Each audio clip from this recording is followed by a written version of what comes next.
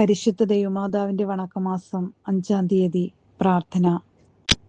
അമലമനോഹരിയും അമലോത്ഭവയുമായ പരിശുദ്ധ കന്യകയെ അങ്ങ് ശൈശവദശയിൽ തന്നെ ദൈവത്തിന് പരിപൂർണമായി അർപ്പിച്ച് അവിടുത്തെ സേവനത്തിൽ വിശ്വസ്തത പ്രകടിപ്പിച്ചുവല്ലോ.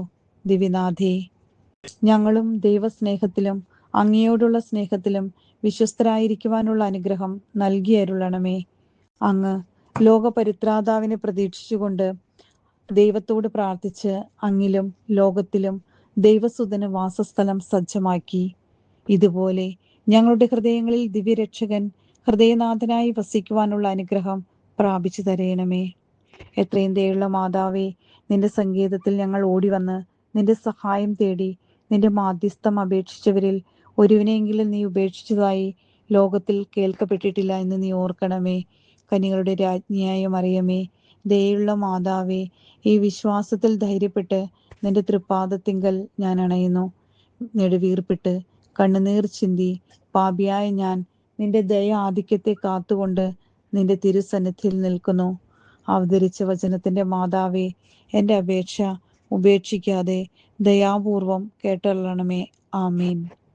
ജന്മപാപമില്ലാതെ ഉത്ഭവിച്ച പരിശുദ്ധ മറിയമേ, പാപികളുടെ സങ്കേതമേ, ഇതാ നിന്റെ സങ്കേതത്തിൽ ഞങ്ങൾ തേടി വന്നിരിക്കുന്നു.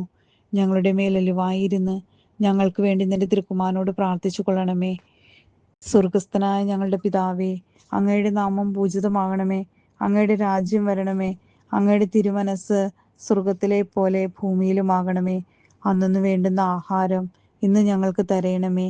ഞങ്ങളോട് തെറ്റ് ചെയ്യുന്നവരോട് ഞങ്ങൾ ക്ഷമിച്ചതുപോലെ ഞങ്ങളുടെ തെറ്റുകൾ ഞങ്ങളോടും ക്ഷമിക്കണമേ. ഞങ്ങളെ പ്രലോഭനത്തിൽ വീഴാനിടയാക്കരുതേ. ദുഷ്ടാരൂപിയിൽ നിന്ന് ഞങ്ങളെ രക്ഷിക്കണമേ.